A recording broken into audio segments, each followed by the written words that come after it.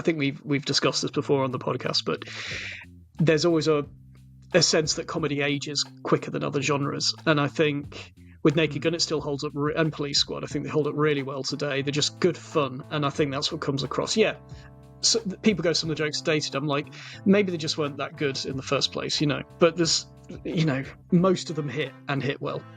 Some of the parodies in 33 and a Third are of really, really good, successful films like The Shawshank Redemption and Thelma and Louise. They're two films that it really riffs on. So I think when you're riffing on those sort of films, those jokes are going to perhaps last a little bit longer because those films have lasted.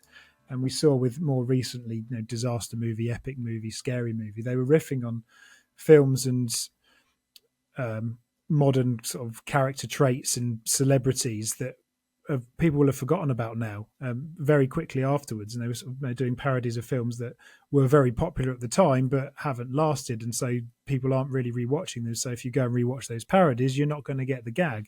Whereas a lot of people have seen Shawshank, and Thelma and Louise is very well known. So if you take the mickey out of something that's very, very popular and is going to have longevity, then the parody is also going to last. And it goes back to my old argument that films don't have as long a shelf life, no matter how good they are these days. Things like Shawshank and Thelma and Louise obviously do have a long shelf life, and Shawshank was given time to breathe, but that's a slightly sort of different issue. One thing I would equate Leslie Nielsen's performance to, I suppose, in some respects, is a bit like Michael Caine in The Muppet Christmas Carol, because Michael Caine isn't acting in that film like he's in a comedy. He's acting like he's in an actual Victorian drama. And it's slightly different because I don't think Michael Caine is particularly funny in that film or supposed to be funny, but he knows that the Muppets are funny.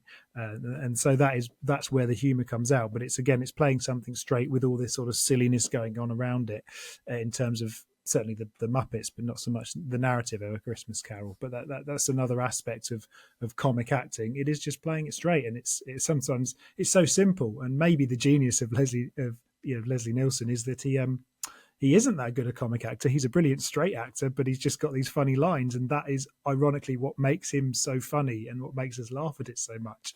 It does feel like at times it is trying too hard.